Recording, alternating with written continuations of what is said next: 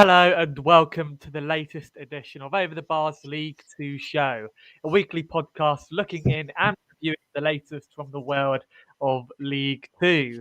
This week, however, we will be reviewing the first half of this season in our 2021 review. Unfortunately, due to the current COVID situation in and around football, it's not really worth talking about the games in League 2 as there haven't been many. And also, just a real quick reminder, you can now find us on iTunes, Spotify, and Amazon Music. So if you need something to listen to on your way to work, then we're always here for you to listen to. But anyway, David, 2021 review. It's been an exciting season in League Two so far. Real quickly, what have you made of it so far? Yeah, it's been a really up and down season so far, hasn't it? And it's still relatively tight when you're looking at playoff races. You could arguably say one between, obviously, the teams currently in the top 7 and even teams down as far as 18th are still in with a realistic show, being going into the playoffs in the second half of the season. So it is looking like it's going to be a really exciting second half of the season. There's been plenty of drama already, sackings, protests. So there's plenty to dive in and look at the first half of the season. So I'm looking forward to getting into it. So we'll talk about the protests and the sackings later on in the show. But what do you expect to see for the rest of the season? Due to COVID, can you maybe see some more games getting called off? Maybe the league slowing down a little? Well, say as things stand, it's looking quite good for the weekend in terms of games going ahead. It's FA Cup weekend this weekend at the time of recording. We've still got quite a lot of games going on. As up to now, we've got one game on the 8th. So we've got quite a lot of games on the 8th. We've got about 7 or 8 in total, and we've got one midweek next week as well. So there's plenty of games going ahead over the next few days. So touch wood, the COVID issues are kept to a minimum now. We're going to get to see a lot more football over the coming weeks. The other concern of what's happened so far, I think there's going to be quite a few teams with a bit of a fixture pile up. There's some teams that haven't played since the start of December, so it's going to be very interesting to see how some of the squads adapt to that. Once we get past like January and February, most of the games are rearranged for in the latter part of the season. So yeah, it'd be interesting to see how a lot of teams can adapt to that and cope with the demands of playing Tuesday, Saturday for a number of weeks in a row. So sorry to put you on the spot here, but which team or which teams do you reckon are more equipped to maybe handling the fixture pile-ups? Because surely it would have benefited some of those teams who possibly had injuries in the squad, or who maybe have had players away for, I don't know, maybe something else, illnesses or whatever. Yeah, there's a couple of squads I've got concerns about heading into that period. I think Sutton are currently 3rd in the league, and obviously after their incredible run to get into the Football League this season, I'm quite concerned they've not got the biggest of squads. I'm hoping that any potential fixture. To be fair, I think Sutton have not had that many games called. I think they might have had 1-2 max, but I'm quite worried in case if they get a couple of injuries when they head into that period, that could derail their automatic or even their playoff hopes, given how tight that league is at the minute. But and a lot of course, sorry, carry on. I'm just saying like quite a few of the bigger sides in the division are quite well equipped. Obviously, your bigger sides. I think the second half of the season could be a big story for like Bradford. Bristol Rovers got really good deep squads, so I think they could be teams that come to the forefront over the coming weeks as well. So teams like Bradford, and just finally before we get on to anything else, do you reckon Bradford could potentially be the favourites to maybe get into the automatics due to, their current situation? Or would I maybe be reaching out a bit there by suggesting that? Yeah, it's a bit of a long shot. They're currently 12th in the league, 10 points off automatic promotions. They've got a game in hand, but I won't rule it out completely, Bradford getting at top 3, but it's going to take a monumental effort for them to rescue an automatic promotion spot from this position in the table. I think if they were to get top 7, I think they'd be very happy with that. But yeah, it'd be a very big ask for Bradford to get top 3 for me. And of course, if you are in the chat, get involved by sending in your questions, your comments, or your thoughts on League 2. We'll also be giving a few updates, not many, of the Swindon Town Manchester City game, although knowing that this is also going out on various other platforms, we won't give too many updates on that. So elsewhere on in the show, we're going to quickly talk about your surprises and disappointments of this season so far, David. And of course, if you're in the chat, get involved. Give us your surprises and your disappointments. So, just real quickly, give us 3 surprises from the current season so far in League Two. Which teams have surprised you? Maybe which owners have surprised you? And it could either be negative or positive. It's up to you. I think the biggest surprise is Sutton. I think in my pre-season predictions, I think I had Sutton as being scrapping at the wrong end of the table. But yeah, third in the table at the halfway point, 39 points. Usually it takes about 50 points to stay up in league, especially the Football League, League One, League Two. Usually around the 50-point mark is the magic number. So they're not far away from that. But yeah, I think they'll be definitely setting their sights a lot higher now. And I definitely think Sutton are well within a chance of getting in top 7 as long as they can avoid an injury crisis or anything like that in the second half of the season. Another team that have really surprised me are Swindon. After their turmoil during the summer with their ownership and managers walking out after not even managing a game. And similar to Rochdale as well, not getting a lot of players until like quite late on in the window. So yeah, I think Swindon have done tremendously well to be sitting 5th in the table.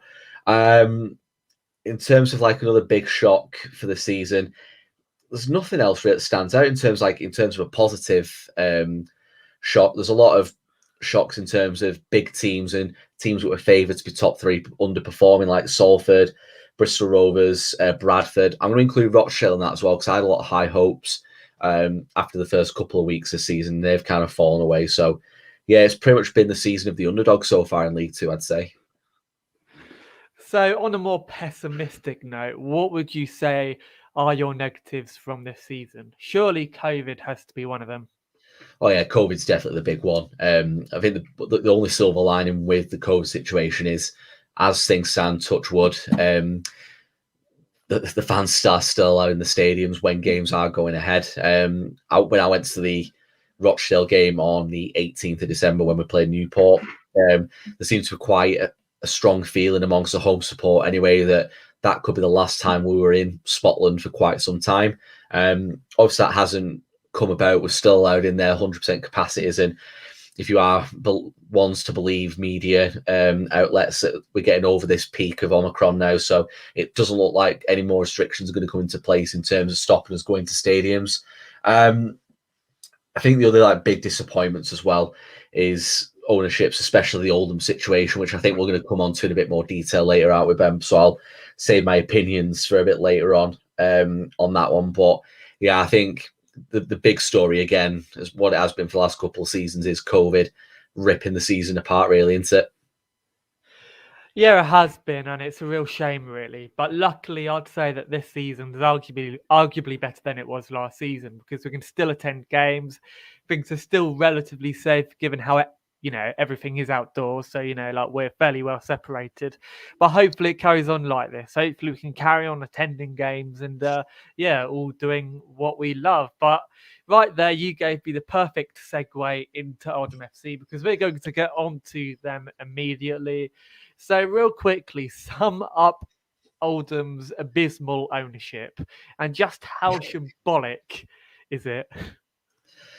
Where do you start with Oldham at the minute? Currently rock bottom of the Football League. Things don't look great in terms of their prospects of surviving the drop this season. Fan protests pretty much every single home game. Some of them are even getting to the point of away games as well, which is... it must be difficult being an Oldham player at the minute. They're doing their best on the pitch and the fans have every right to be passionate in the stands. I know if it was a similar situation at Rochdale, I'd be angry, upset and wanting change like the Oldham fans are doing. And Lemsargam, the Oldham owners, doesn't seem to really care, does he? It's a bit of a difficult... Obviously, we'll come on to that in a second about comments he's made on the radio about the fans. Managers don't last 5 minutes, interfering in team affairs. If you are to believe some managers that have left, most notably Paul Scholes, coming out and saying that Lazard was trying to interfere in team affairs.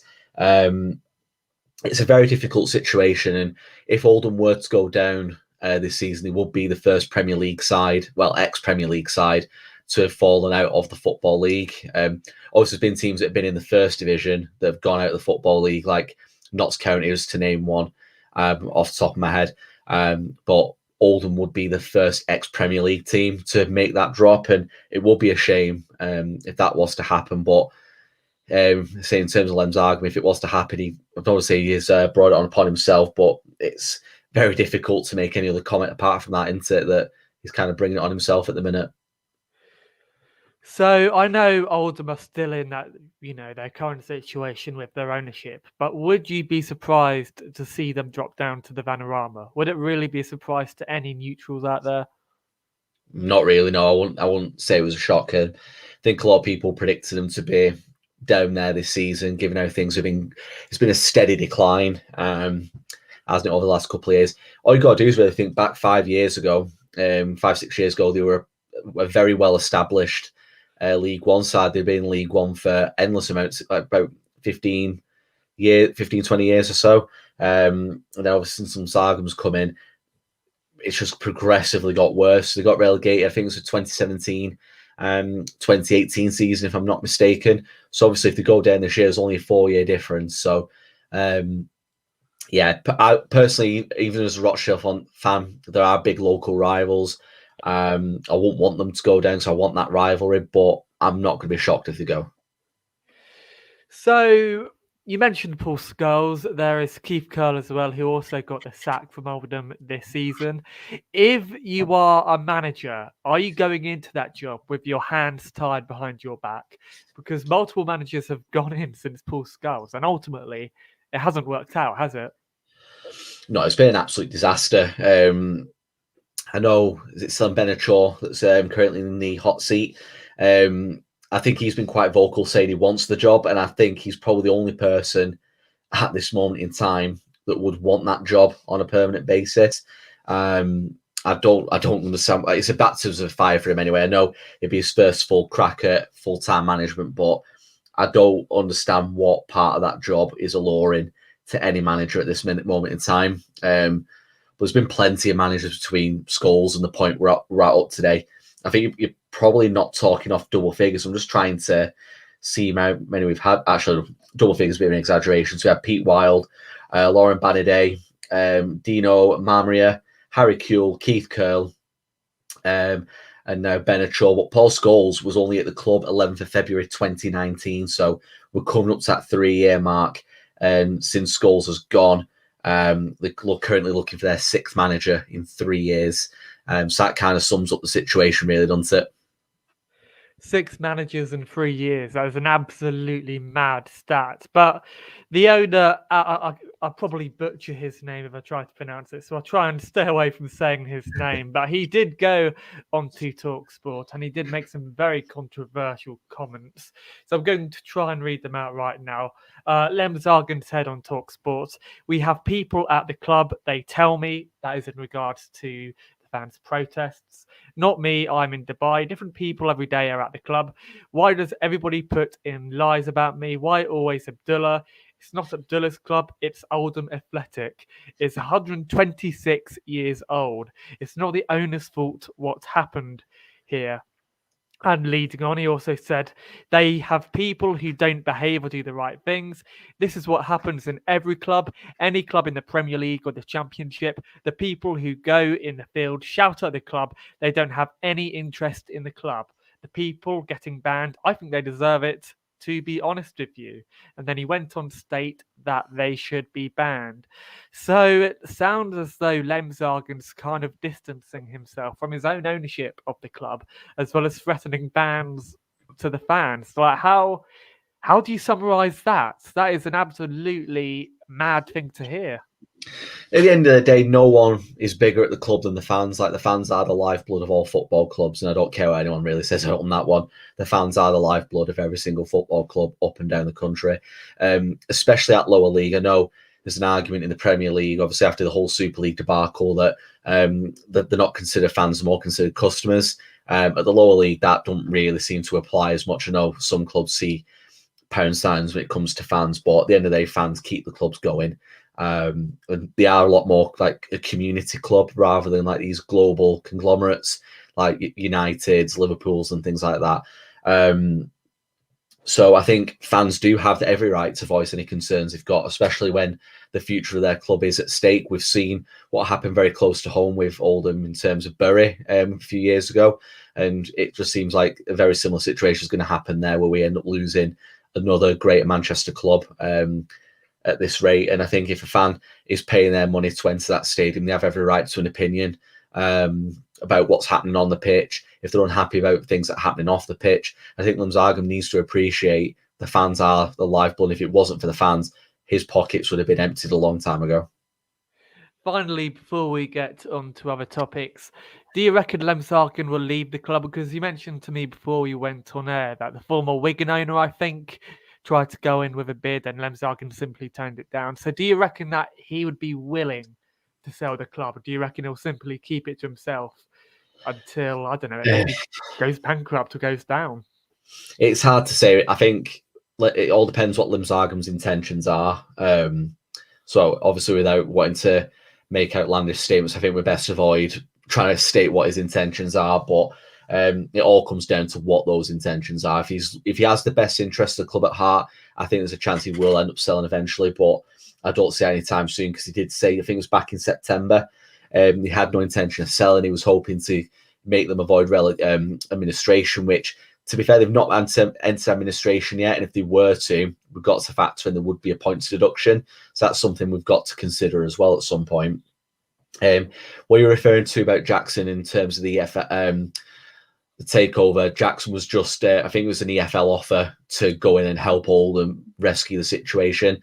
I'm not sure what takeover bids, if any, have gone into Oldham, but yeah, that offer was just the EFL trying to help a club out in a dire situation, and by all accounts, he rejected that offer. So, yeah, it's hard to know what's going to happen at Oldham over the coming weeks and months. I think the only thing we can say with quite confidence a minute, they are looking like they are going to go down to the National League. And of course, you can leave your questions in the comments, even your thoughts on what we are talking about, on the topics that we are talking about. And of course, we'll get to them later on in the show. But Oldham, they're currently bottom of League Two. A team right up above them is Scunthorpe United. Now, a few seasons ago, I remember Scunthorpe being in League One. What has happened to them this season, David? From the outsider looking in, it does seem to be a lack of investment and uninspiring signings coming in. Poor manager choices. I think they have got the right man at the minute in Keith Hill. I know he's had a bit of a slow start to life at Scunthorpe, but I think he will get things right. I think out of the current situation in the bottom two, I think Scunthorpe are a lot better equipped to get out of that situation than Oldham are.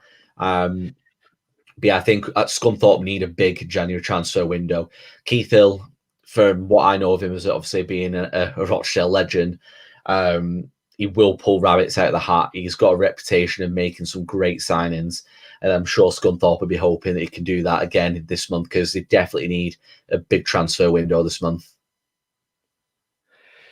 So if we stick to the topic about Scunthorpe, apparently Ryan Croft, or I think he has already been sold to Bristol Rovers, but Ryan Croft has been sold. So Scunthorpe, he was one of their bigger players.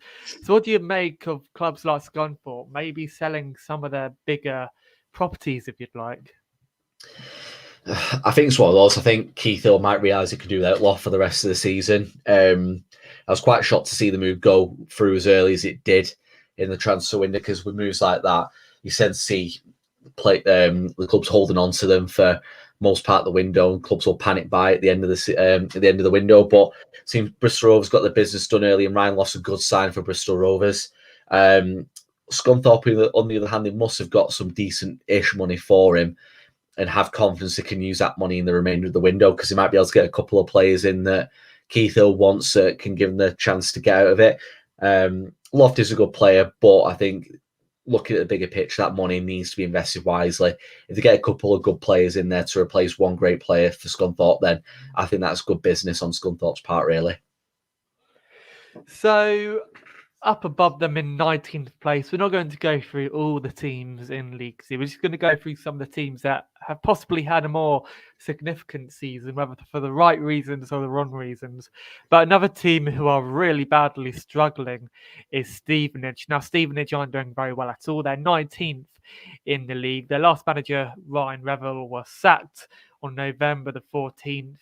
He was having a very, very poor run. And at the moment, their current manager is Paul Tisdale, former Exeter manager. So firstly, do you have faith in Tisdale to maybe pull them out of the mud a little bit? Or do you reckon they're probably going to stay down there for the rest of the season if they don't maybe bring in a few new players? Yeah, I think they'll be down there for the rest of the season. I think Scunthorpe will get above Stevenage, and I think Stevenage are looking in really, really dire situation at the minute. I think Tisdale's only won one game so far since he took the job, and that was, I think it was like the start of November, if I'm not mistaken. So yeah, things are not looking good for Stevenage at all. You usually get that new manager bounce for a few weeks, don't you, when they first come in, but they've not had that. Prior to that, Alex Revel was dragging them towards non-league.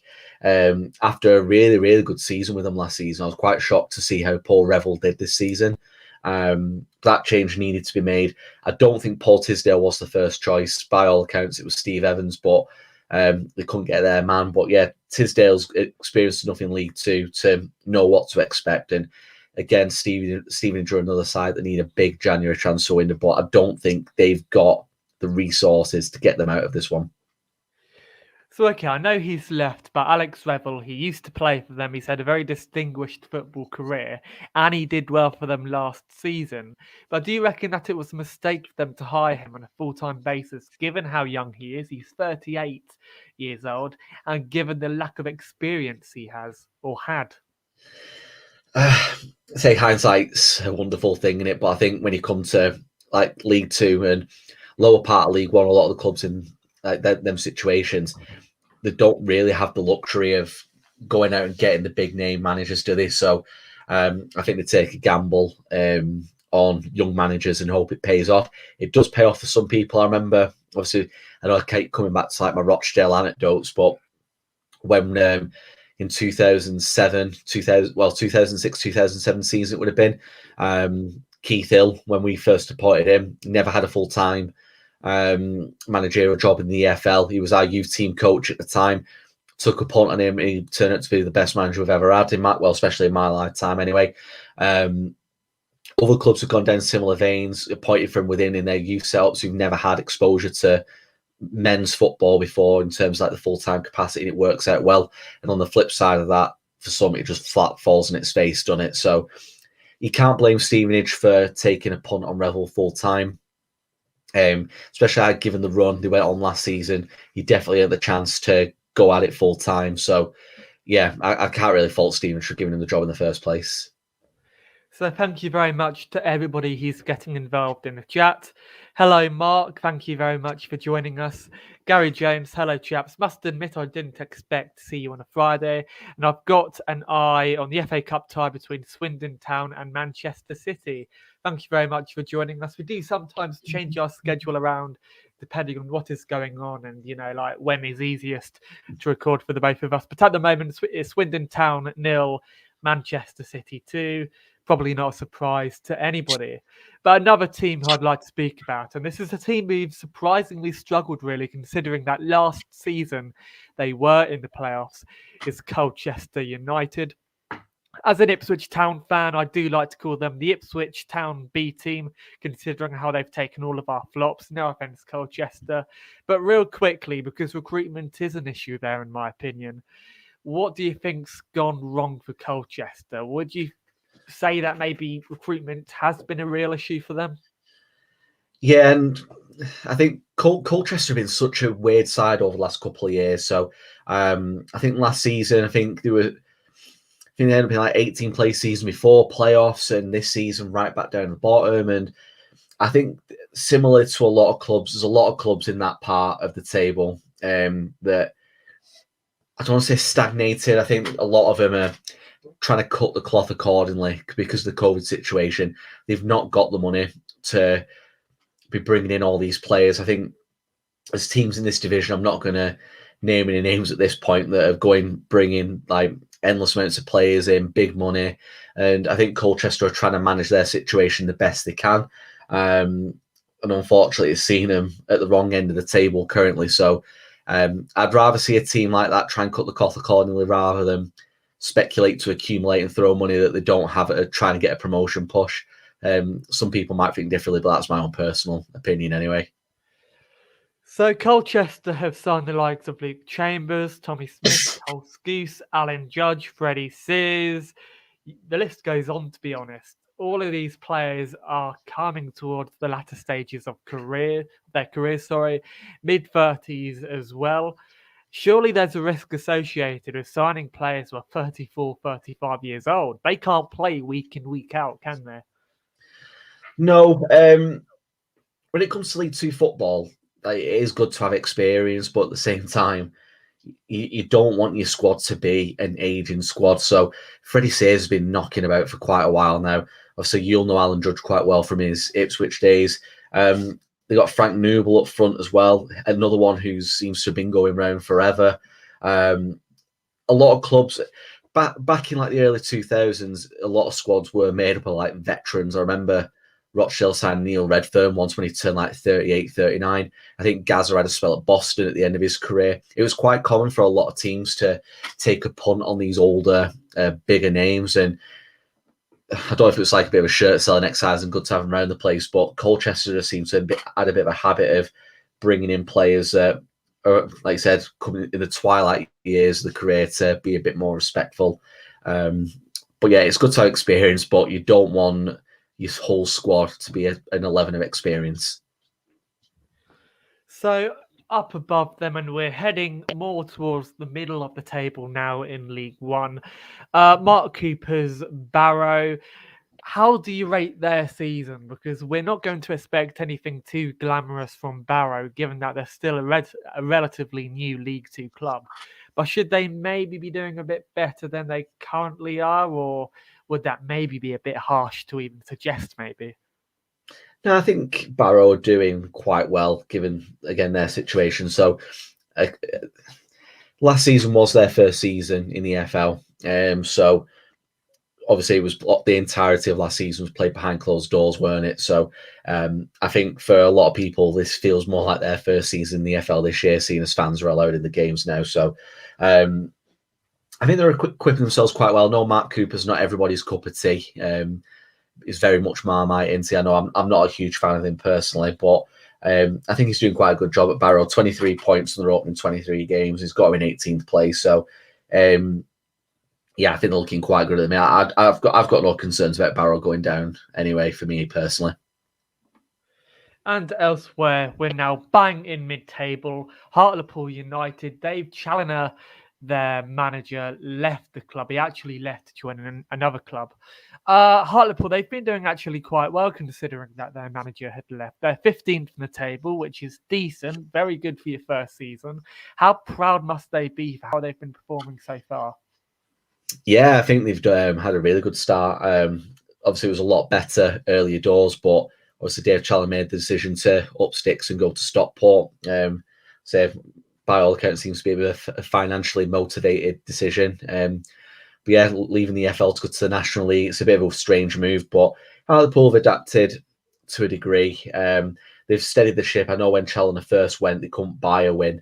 When it was like, I think it was like October going to November, they just couldn't win at all. But they've steadied the ship. They're on a little bit of a mini unbeaten, well, I say mini unbeaten run. They lost to Mansfield at the back end of 2021, but apart from that, it's been a decent run throughout December. But they are looking a lot better now. They managed to steady the ship a little bit.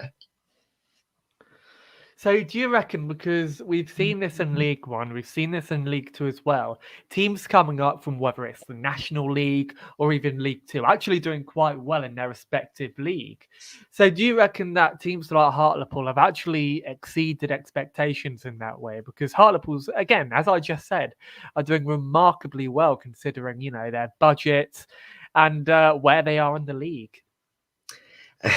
Years ago, it always used to be a lot tougher, but I think the quality of the National League now it's a very, very competitive. Like, to say it's non-league football, it's very competitive and a lot of quality in there. All you got to do is look at some of the clubs that are in that at that level now, like Wrexham, Stockport, Notts County, Chesterfield. There's a lot of clubs there that have been that were really, really strong, established EFL clubs for a very long time, and now they're playing the trade non-league. Like Wrexham have been down there for a very long time. Chesterfield have spent quite a few years down there. Notts County have been down there a few years. So when you get out of that league, I think when you come from the National League back into League Two, you are riding the crest of a wave, really, and using that momentum generated from last season to have a good first season back in the EFL. Back in the day, it seems to be a lot more a case of you come up from the National League, and because of resource, it works competitive. A lot of teams would struggle, but that doesn't seem to be the case so much anymore. And clubs are competing quite well from the off and they get promoted. So we'll actually get on to one question early, because that is actually a very good transition onto this one. Gary Jones says, "Hello, chaps. Must admit, a different comment there. Sorry. This is the one that's." There you go. The beauty of recording like this is that I can always edit that out in the edit, say pretend nothing had happened. But this is the comment that we were looking for. We've seen Carlisle sign a player from Altrincham. Do you think some clubs will see the National League as a bargain market? I won't say so. No, I think a lot of clubs dip into the National League now because there is a lot of quality in there. Obviously, I know Wrexham have got a lot of money because of their very, very wealthy owners, but they've signed a lot of quality players this season. I know they've got Mullin from, managed to get Mullin in from Cambridge, and obviously he was League Two's top scorer last season. Stockport bringing in like Paddy Madden. So there's a lot of quality players at that level. So I think it's more a case of Football League clubs now seeing it as fashionable to dip into that market, knowing they can get quality players. It's not even necessarily bargain bin basement players anymore. There is quality in there to be had as long as you scout it correctly. So another team who are in mid-table and they were previously in the National League is Salford City. Gary Bowyer is their manager, and we all know who their owners are. But Gary Bowyer has had a very mixed reception at Salford City. Some fans really like him, some fans aren't so keen on him. So as a neutral, David, how do you see Salford City doing for the rest of the season? And have they maybe been a bit disappointing so far, given how Gary Bowyer almost came in with a lot of fanfare, didn't he? Yeah, I think a lot of big things were expected. I know when he first came in at the back end of last season, they finished really, really strongly. I know when they decided I cannot remember his name for the life of me now. The ex-Salford manager, it's really good to do my head in now. The one who's just been sacked from Doncaster. It's really going to do my nut in now. That Richie Wellens, that's it. Richie Wellens.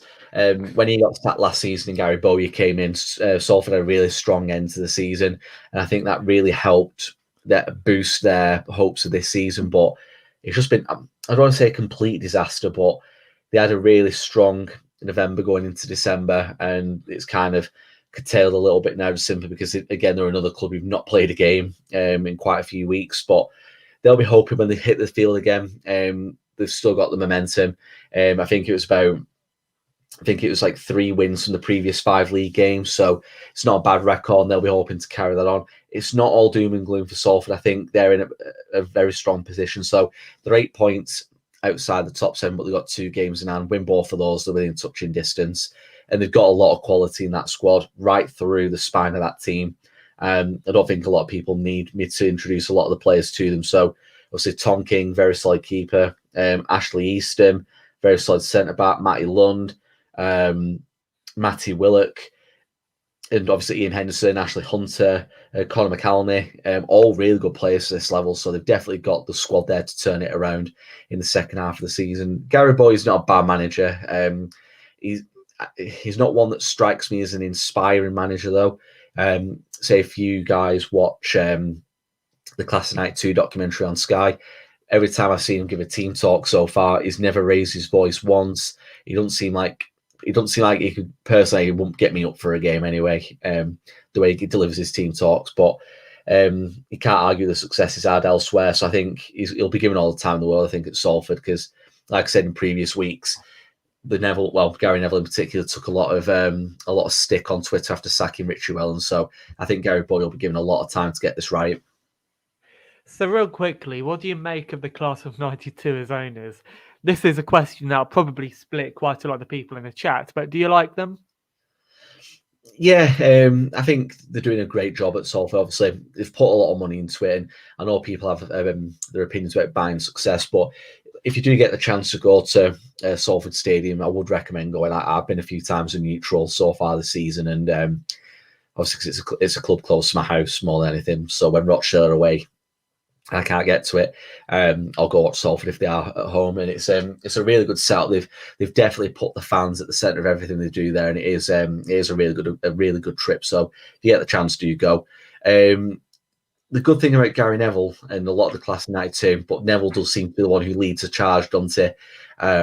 He's very passionate, so I think from that standpoint, he's very passionate. He puts 100% into what he's doing with that club. So, yeah, I think anything that happens, it's not due to a lack of effort anyway. And at the moment, currently sitting in 12th place is Bradford City. So Derek Adams, he got Morecambe promoted, had a really good season with Morecambe, and surprisingly left for League Two Bradford. Bradford have had a very indifferent season at the moment. They're 12th in the league, which isn't dreadful considering how tight the league is. I think they're probably about 10 points off playoffs. But what have you made of Bradford so far? It's been fairly unspectacular, hasn't it? Yeah, I don't get I backed Bradford to go up at the start of the season. I'm really regretting it now because they're the only team that are letting me down on the accumulator at the start of the season. But that's by the by. But you can't fault Derek Adams for taking that job. With all due respect to Morecambe, Bradford are a bigger club, a much bigger club. And I was expecting them to swap places next season, Bradford going up and Morecambe coming down. That could still happen. Bradford are in the worst situation in the world at the halfway point. It could be better and it should be better with the squad they've got available to them. But yeah, I think so far it's been very underwhelming so far for Bradford. But a team who will be pleased with how they've been performing so far is Harrogate Town. Harrogate, we all probably remember them from the National League. But how well have they been doing? Because when you look at a team like Harrogate, they're a team who've built their way up from the National League into League Two, and they've got a solid foundation as well, haven't they? So what have you made of their season so far? They're 11th at the moment. Yeah, obviously they had an absolutely incredible start. They've fallen away over the last couple of months, but they had a fantastic start. And I went to Harrogate on the opening day with Dale, and they looked a really good side. Didn't look great at the back, I will give them that. But in contrast to Colchester, Harrogate have got a bit of experience in there, but it's a good mix of youth and experience. So yeah, you can't really knock them for that.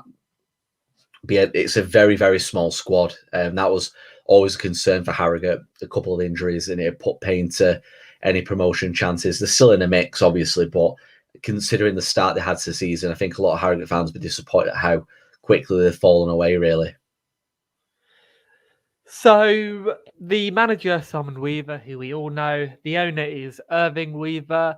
Do you reckon, and this is quite a tricky question really, do you reckon that any teams could potentially come in for Simon Weaver? He's a good manager. He's accumulated a lot of experience from climbing up the leagues. So do you reckon that, I don't want to sound pretentious here, but a bigger club could maybe go in and offer him a more lucrative deal? Yeah, especially at this level, it's always a possibility. You'll see teams probably like just outside the playoffs will be seeing what he's doing at Harrogate on a much smaller budget, and resource and facilities, and think if you can do that with them, you can do that. Well, imagine what you could do with this set of players and this stadium and these resources and facilities. So it's always a possibility. I think a lot of clubs like that, I think the managers tend to stick around for quite a while. So yeah, I think it'd take a good offer for him to leave Harrogate at this moment in time because they're only 5 points outside the playoffs with the game now, so they're definitely still in the mix. And yeah, it'd be very interesting to see what happens there. So John Fleming, here is our Swindon Town v Man City update. Swindon Town fans raging on TV right now at their team, trying to play out of the back, be Manchester City, asking for trouble. I know they score lots in League Two, but they're so poor defensively. Fifth place flatters them. So, as we're on to that, we're now going to get on to the playoffs and the teams higher up the league. Swindon Town, John just said right there that fifth place flatters them. Do you agree on that? And Swindon Town, what have you made of their season so far? Because Tyree Simpson up front from load from Ipswich, he's been absolutely fantastic, hasn't he? He has been, yeah, and I think that's a bit of a harsh comment from John, trying to compare Swindon to City. When you look at City's front line tonight of Jesus, Bernardo Silva and Cole Palmer, so I think that front, Bernardo Silva on his own is probably worth about 10 of Swindon. So, yeah, it's a bit, they're always going to struggle defensively tonight. Premier League teams struggle defensively against City. Even their League Two record defensively is not that bad in comparison to other sides. I know they conceded 26 goals, but there's a lot worse sides in the division. So I think Swindon are where they are on merit. They've been in the top three at stages this season. So yeah, I think Swindon will be in the top seven mix for most of the season. I'd be shocked if they don't finish top seven anyway. So Swindon got relegated from League One last season, and they were again very unspectacular in League One too. Ben Garner has come in as their manager. He had mixed success at Bristol Rovers. Some felt he could have done better, but Ben Garner, obviously a very, very talented manager, he's done well, really, hasn't he? Considering his previous experience, he's still relatively inexperienced when you think about it. And how, yes, Swindon were relegated last season from League One. Yeah, I've been very impressed by him. What people need to remember about Swindon is that up until like the end of July, that club was in turmoil and to a point where they thought they were going to go into administration and struggling to even start the season, given the mess they were in. So I think a lot of people need to remember that about Swindon. For them to be fifth at this moment, at the time of the season, is an absolutely incredible achievement. I think Ben Garner should be very proud, and especially the players as well should be really proud of what they've accomplished so far. So we're now going to go on to the two teams below them. Sorry for jumping around a little bit there, but Port Vale 6th, Newport County 7th. We'll start with the 7th place club in the playoffs at the moment, Newport County. So Michael Flynn left the club. I think that was, I think you were telling me earlier that it was via like mutual agreements. Yeah. And so far, they've been doing fairly well considering how he was a fairly good manager. He had been there for a while. Flynn was very popular at the club. So, yeah, what do you make of how they're doing so far? Actually, no, I've got that totally mixed up. Apologies about that. This is why you're the League Two expert. Michael Flynn has come into Newport County, sorry. No, he's gone. No, Flynn's gone, Ben. Yeah, Flynn's gone. It's James Rowbury now that's gone. Michael Flynn was there. Yeah, James Flynn. Sorry, Michael Flynn. Please. Gone, yeah, Michael from this cock up. That's all good. Michael Flynn had been there for quite, I think you're talking like 6, 7, well, actually, about 6, 7 years. Got them established in the Football League. And I think this season he did leave on mutual agreement, just simply because I think they both acknowledged he took the club as far as it could go and it might be time for some fresh ideas. And James Rowbury's come in. They had a really slow start.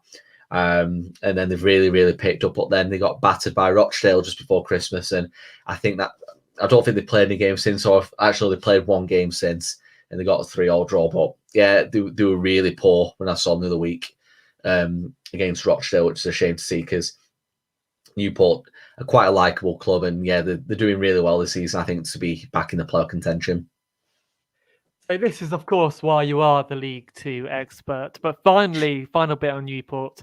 Do you reckon they could potentially get promoted via the playoffs this season? Because they've been in the playoffs for the last couple of seasons. They've done okay in the playoffs, gotten to the final a few times. Do you reckon that this could finally, fingers crossed for their sake, be their year?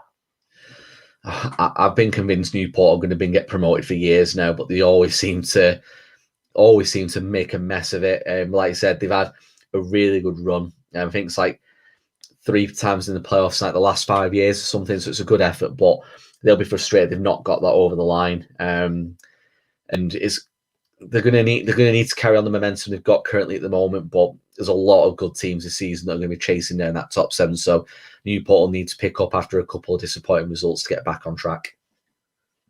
And finally, because I am wary that we are running short of time, given how we do have, and this is a good time to plug it as well, the Manager of the Year, Young Player of the Year, and Player of the Year. So before the end of the show, get your picks in. We will read them out at the end of it, but we're going to rush through the final parts of this now. Port Vale have been a team that have impressed me. They were on Sky Television a couple of weeks ago, and to be honest, they played some very nice football indeed. So Port Vale, they've been in League Two for quite a while. They used to be a yo-yo club, to be honest. So how has Darryl Clark been for Port Vale so far? And the likes of Tom Connellan, how important have they been for this Port Vale side? Yeah, so Port Vale, like you said, they've been League Two stalwarts for quite a while now, and they are quite a big club for this. They do get decent crowds, and they are well backed. So they're another club that'll be looking to get out of this situation they're in. Got a really good squad this season. I'm expecting them to be top 7 contenders. They were looking like top 3 contenders at one point, but they've had a bit of a wobble over the last couple of months. But yeah, I think they'll be definitely in the mix anyway. Tranmere Rovers as well. Their manager is Mickey Mellon, and they're undefeated in their last 5 games. They're a team who really should be getting promoted from League Two, considering the squad that they have and the backing that they have as well. So at the moment, do you kind of see them crawling into the automatics, or do you see them maybe sitting in the playoffs until the summer? No, I think they're a team that are definitely going to be expecting top 3. I think a lot of Tranmere fans are still a lot of quite bitter and upset about how they got relegated from League One in the first place. So they'll definitely be pushing them to get top 3 and not have to run the risk of the playoffs like last season. Definitely at the moment they are looking quite strong. So they've got a game in hand over Sutton, only 1 point behind. So if they win that, they go up into the top 3. Only 2 points behind Forest Green, but 10 points behind the league leaders. So obviously Forest Green out in the league of their own at the moment. But yeah, Tranmere definitely in the mix for the top 3. And I think a lot of people will fancy them to get it. And of course, get your questions in for the end of the show. We will read them out then. But the next team we're going to have a look at, and this is quite an incredible story, really. 3rd place, Sutton United. I remember a couple of years ago when they were having a fantastic run in the FA Cup. Wayne Shaw was making the headlines for eating all the pies, and ultimately that is how they got onto the front pages. But they're getting onto the front pages this year for a different reason. As I just said, they are 3rd in the league, and there is a lot of goodwill in Sutton. So, real quickly, Sutton United, they are a very, very good side, aren't they? And Matt Gray, he's done a spectacular job at Sutton. How proud must the fans be, and even Matt Gray be, of his achievements? Yeah, it's been an absolutely incredible start to the season for Sutton, especially given the circumstances around the start of the season where they weren't able to play home games initially at their home stadium because having to have the pitch relay because the artificial surface they had to have that dug up and have an actual pitch put down. So they had to play a lot of their opening games away from home. Since then, they've not really looked back. They had a bit of a wobble around October time, but they've really bounced back and they've put themselves into a really good position. I don't think even the most diehard Sutton fan had them as being 3rd in the table at the halfway point. So, yeah, they're doing themselves very, very proud at the moment. So we spoke earlier on in the show about teams from the National League getting promoted into League Two. Now we're briefly going to go on to that again because what do you think the reason is for Sutton settling in so well to this league? I know they've been in here for 2 seasons now, but again, they've climbed up. They've gotten better and better each season, really, haven't they? Yeah, I think with Sutton, I don't think they've done anything too much to rock the boat in terms of like tearing the squad apart, gone promoted. Like I said, they've kept the promotion winning side from last season, brought that into this season, and they've put the trust in them players to go about this season. Go like, well, you got us promoted to the FL, use this season as a springboard to have another good season, see where it takes us. So, yeah, I think using a lot of that promotion squad from last season and going again with them. I think putting the trust in the players getting a bit of a bounce as well. So yeah, I think that's why they're doing so well.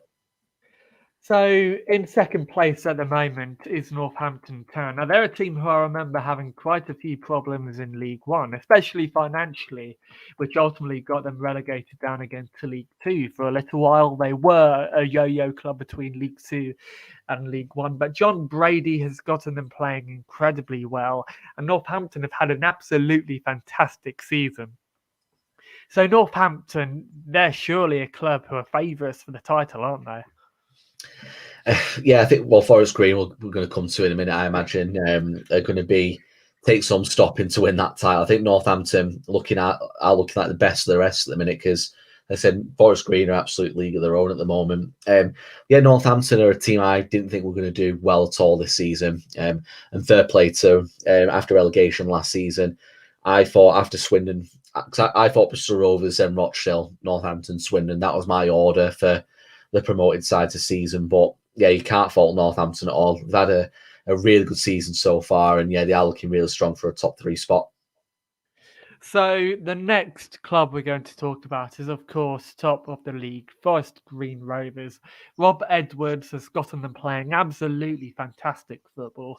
They're a very well-run club indeed. Again, they do play great football, and they've been consistent all season. They're absolutely running away with the league at the moment. I think they're 8 points, if I'm correct, above Northampton Town in second place. So Forest Green Rovers, they have a goal difference of 25 in the league, which is by far the highest when you look at all the other teams. So when you look at that and how little goals they've conceded so far this season, how fantastic have they been?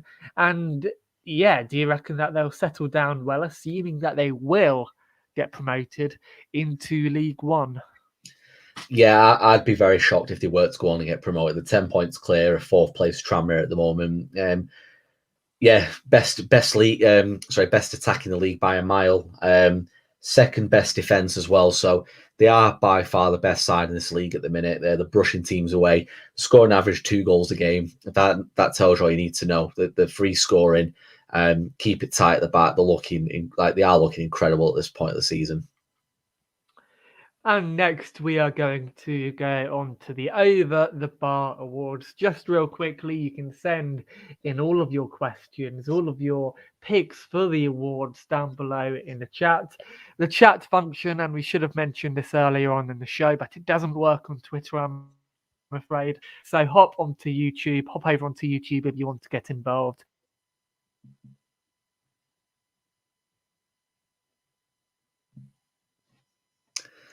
So I'm not sure if we've lost Ben again. I'll give him a second. We'll crack on with the rest of the show. Oh, are you back? I'm still there. Yeah, sorry about that. Many apologies. That was just a minor blip, minor technical difficulty right there. But real quickly, just in case I do cut out again, we're going to quickly whiz through these so David can talk you through them. Manager of the year is Rob Edwards, with Matt Gray in second place and Ben Garner in third place. So Rob Edwards, he's been absolutely spectacular, hasn't he? Yeah, considering it's his first full-time position within the EFL Premier League, the professional footballing ladder. He has had managerial vacancies before this, so it briefly interim manager at Wolves, and then spells at AFC Telford, Wolves under 23s, England under 16s, and then took the Forest Green Rovers job in 2021. So obviously not wealth experience, still in his late 30s, things like 38, I believe. So yeah, he's having a cracking first full season at the EFL, especially in League Two. Forest Green I think it's a good first job to get. They were well established in the league. He's took them on to the next level, and I'd be very, very shocked if they're not in League One next season, given how things are going at the minute. So has Rob Edwards taken the perfect path into football management? Because he's the classic case of a coach, working his way up from the top, really, or from the bottom, taking over at the England under 16s, building up and garnering experience, working at various other football clubs. So do you reckon that will fare him well for the future? Yeah, he's definitely plied his trade, and especially at Wolves, dipping into non-league with Telford.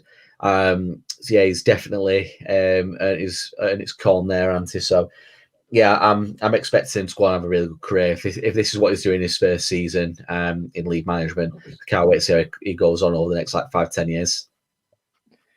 And for our player of the year, we've chosen Jamil Matt from Forest Green Rovers. He's been absolutely fantastic. Dom Telford comes in second place, with Corey O'Keefe coming in third. So, David, why have we chosen Jamil Matt? Yeah, Jamil Matt's been absolutely incredible this season. He's the driving force behind that Forest Green Rovers side. So 14 goals in the league so far, second top goal scorer behind Dom Telford, but 7 assists as well. So yeah, 14 goals, 7 assists, so 21 goal contributions all season. So yeah, that is an absolutely incredible effort so far, and definitely does earn that Player of the Year spot for the League Two award. And finally, for our young player of the year, Jack Aitchison, another Forest Green Rovers player. He is our young player of the year, with Isaac Alafai and Tyree Simpson coming in third place as well. So just real quickly, Jack Aitchison, a very talented player indeed. He's 22, I think he's 22 years old. How talented has he been, and how well has he done so far this season? Yeah, he's been absolutely incredible so far, Ante, for Forest Green. Been a real driving force behind their success so far, but it was really tough to pick a winner for that one.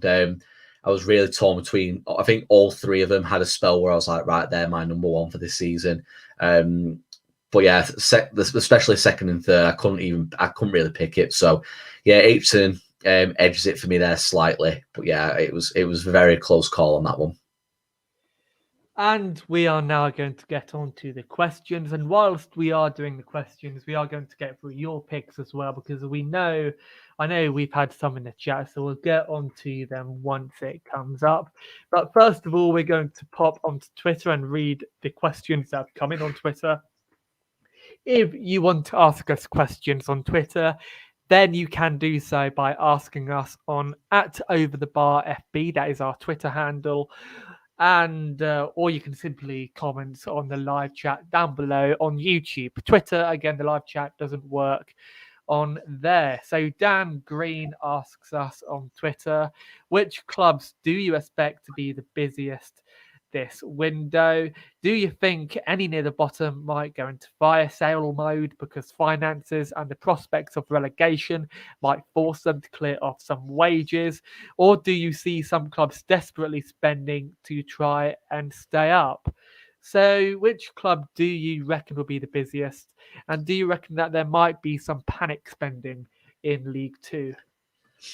I don't think there'll be much panic spending. I don't think many of the clubs have two pennies rubbed together, apart from some of the more well-off owners, like obviously Salford, Bristol Rovers, Bradford. I'm expecting them to spend a bit, and probably I think Bradford will probably bring in quite a few players. I'm expecting Tranmere to do a bit of business as well to get them over the line, and I think Swindon will be quite active as well, given the fact that I was saying earlier that they didn't have much time to be that proactive in the summer window. I think the same point could be made for Rochdale, but I don't think they'll be that active in the window. Sadly, I know we've extended George Broadbent's loan, and most of us are waiting on bated breath to see if we're going to get Corey O'Keefe for a longer spell. But as the days go by, I think that's looking quite unlikely personally. But yeah, I don't see much spending going on, and I don't see much panic buying going on, because it's just going to be a lot of wheeler dealing. I don't think clubs have got the resource available at this moment in time to freely spend this month. And now we're going to head on to the live chat. Thank you very much to everybody who's gotten involved tonight. We really do appreciate it. Mark Baker, apologies if I do repeat some questions, by the way. Mark Baker asks, evening, fellas, do you see any League Two teams being snapped up by League One, League Two players, I mean, or even Championship teams this window? If so, which players do you see getting snapped up by these clubs? I think the big one, possibly Dom Telford, only 25 years of age, top scorer. So I think a lot of people have been watching him over the last few weeks. I think Forest Green fans can breathe a heavy sigh of relief. I don't think Jamil Matt will be going anywhere. He's 32 years of age. I don't think many clubs would be taking a punt on a try to politicize an older statesman, should we say. It could be quite concerning if Stevens is Matt Stevens up front as well for Forest Green, is much younger at the age of 23, so people might take a look at him. Yeah, there's a lot of quality players. I know Blackpool have been linked with Jake Beasley from Rochdale. I've seen that over the last couple of days on Twitter. But yeah, there's a lot of quality players in League Two. There's too many to name to see that any might potentially like go up the footballing pyramid. But yeah, I expect a few to make the jump up the leagues. Also, another question on the Vanarama National League. A similar question, we've seen Carlisle sign a player from Altrincham. I think we did that one earlier. Yeah, There's a we covered one up that one. above. Also, what do you make of Elliot Osborne leaving Stevenage for Altrincham in the National League? So that one we haven't answered, but I'm going to slightly change it a bit. What do you think of National League clubs signing League Two players? Because we've seen it a lot in the past. We saw Mullins sign from Cambridge last season. So why do you reckon some big players as well are going into the Vanarama National League? I think players are starting to. There was always that stigma around the National League, thinking about being a non-league footballer. But I think a lot more players are starting to give the National League the respect it deserves, really, and are not as unhappy to be dropping down to that level. I think Altringham's a bit of a drop from Stevenage, although they are struggling League Two. Altrincham are struggling to a degree in the National League, so yeah, it's a bit of a tough one, really. Well, the case for Elliot Osborne, anyway. Yeah, I think overall, I think players are starting to see the National League as a lot more attractive option. So elsewhere, Gary Jones, do you think this will be another season where Bradford will disintegrate? I really don't understand how they can show promise each year and self-destruct. A club of that size should be improving. So Bradford, real quickly, do you reckon they'll disintegrate this season? We've already spoken about it. So yeah, anything else to add? I don't think Bradford will get any. I don't think Bradford could get any worse. I think the only way they should be looking this season. Well, the second half of the season's up, so yeah, I think I still think Bradford got a good chance getting top 7. I think they'll improve in the second half of the season. I can't see it getting any worse for them. But yeah, I've known to be wrong quite a lot of times before, anyway. And elsewhere, we're also going to get onto your picks. So we'll get onto your picks later on in the show. Alan Michaels, would it be fair to say that the teams 18th and up, so starting at Bristol Rovers, are pretty much safe from relegation pure and simply because there are so many teams worse than they are? So do you reckon he has a point there? Because it's a very similar case in League One, isn't it? Yeah, I'd say so. The one team I was really predicting to struggle a couple of weeks ago was Crawley, but they've managed to pick up a couple of good results and it's kind of take them away from the situation. But yeah, I'd agree. Anyone below Bristol Rovers is still in danger. Bristol Rovers, like Rochdale, Salford, Hartlepool, and Crawley, there's enough quality there as well. Rochdale, Salford, and Bristol Rovers, I think they'll finish top half. There's no way they'll finish 16th, 17th, and 18th, respectively, anyway. And elsewhere, Alan Michaels has given us his pick. So for his manager of the year, he has picked the Forest Green Rovers manager, Rob Edwards. I think we'll all agree on that. That is a very good pick indeed. Player Jamil Matt, and young player, the lad on loan from Forest Green Rovers, Wilson. Is that his name, David? I think so, yeah. His name, when I was like put the top 3 together, his name did come up. But yeah, he fell short of mine anyway. So, John Fleming, as a Latics fan, I am resigned to the fact that it is us and Scunthorpe going down. Can't see it being any other way. But with it being relatively tight point-wise at the bottom, it gives hope, and hope kills. So, yeah, Oldham, could they potentially survive? Potentially, yeah. I think out of all, I think they are for me, they are the worst side in the division this season. They've played more games than anybody else down there as well. Scunthorpe have both got a game in hand. Carlisle have 2. Colchester have 3 games in hand over Oldham. So, yeah, it doesn't look good for Oldham. But like you said, it's the hope that kills you, isn't it? Exactly. So Mark Baker, Sutton was shafted by the EFL over that artificial pitch, cost the club a lot of money, and the EFL gave no compensation. I remember that. And elsewhere in the chat, just reading through, Dan Green, Tranmere are a brilliantly well-run club. You're right, Dave. I think they have money to spend. Just going to quickly browse around to see whether we have anything else. Gary Jones. I know they've done a bit with loans in the past, but does Dave think Dale would do anything this window, regardless of whether they actually do? Do you think they need to? So, real quickly, I'm going to quickly change that question around a little bit because we haven't spoken about Rochdale yet. So, what have you made of Rochdale's this season so far? I know we should have gotten onto that earlier, so I apologise. And do you reckon you will need to do anything this window? It's been a very up and down season so far.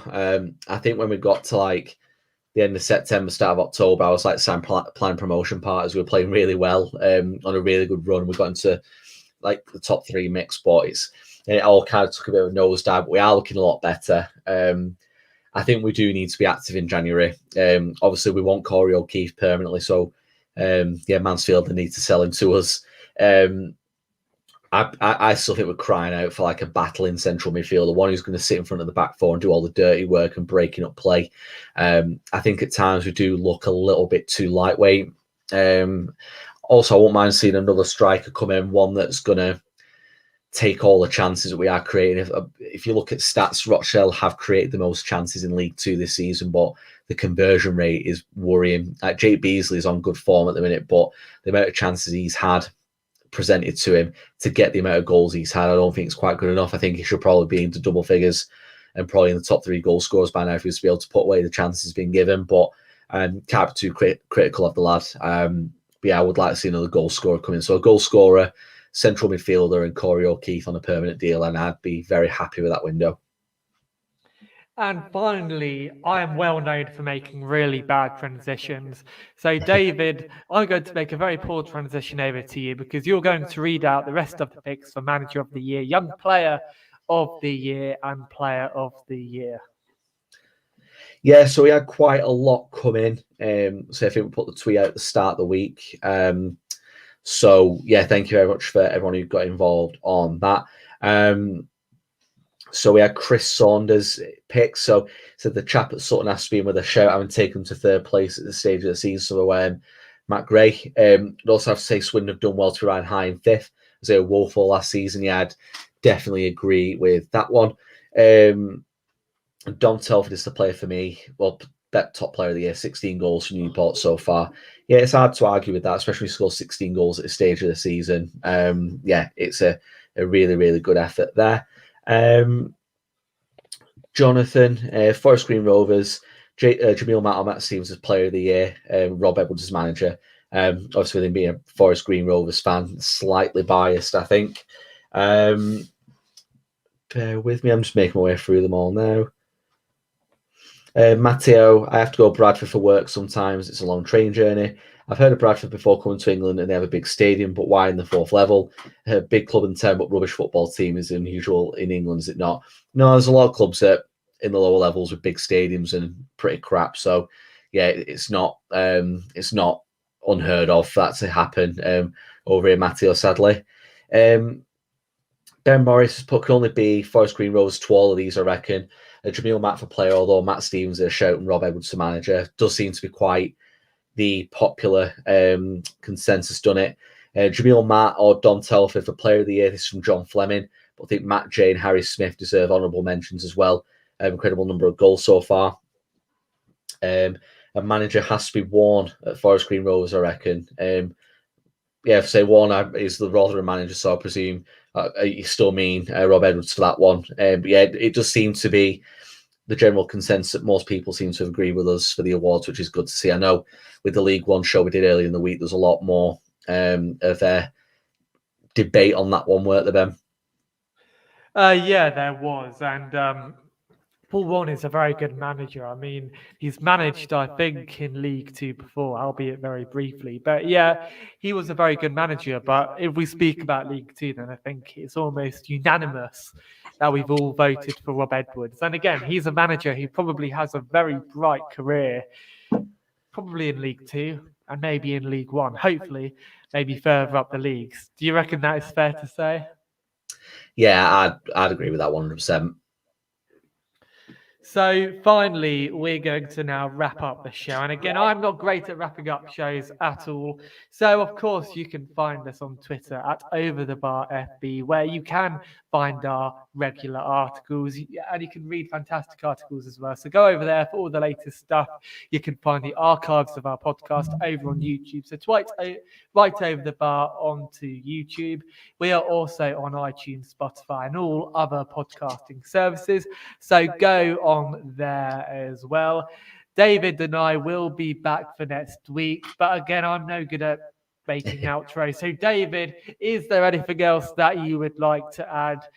And yeah, is there anything else? I'll just end it there. That's all good. Yes, there's one question that just snuck in under the radar. I'll cover that before we go because it's a very straightforward one. It's just regarding the National League from Matt Baker. National League is a great competition, very fiercely competed. You guys do a really good job. Really good written piece on your site about the National League. I read it weekly on that FanHub app. Is it one of you guys writing it? It's not one of us. It's a lad who we have writing for us called Matthew Creamer. So he does a really good job of the National League coverage that we do offer. I don't even think he supports National League team. I'm sure he supports Aston Villa as well, but he's a very keen eye for the National League. So, if you are a fan of National League football, you do want to know a little bit more about the National League, head over to the website, search Matthew Creamer or search for the National League, and he has a match day roundup out every single week. So, you'll really enjoy that if you're a fan of non-league football. Like Ben was saying, that's everything for this week. So, thank you very much for everyone for getting involved and giving us your picks for your manager, player, and young player of the year. And your questions, as always, is very much appreciated. As usual, before you go, so if you are new to this Over the Bar, make sure you check out the website www.otvfootball.net for all the written content that we get on a weekly basis. Pretty much anything that you're interested in football-wise will be on there. Also, follow us on Twitter at OverTheBarFB. We get all the new written, audio, video content shared on there, and any bits of information you feel like you might be interested in football related. Also, if you are watching us on Twitter or listening to us on Spotify, iTunes, Amazon Music, wherever you get your your podcast from, make sure you head over to the YouTube channel, youtube.com/overthebarfb, or just search Over the Bar FB and we'll come straight up.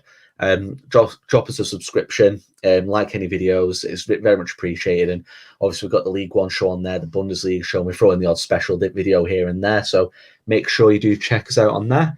But that's everything again for this week. So we do appreciate the support. We're back next week, hopefully with some more weekly roundups. Hopefully we get a few more games under the belt this week. We'll be able to talk to you next week about those, but we'll see you later.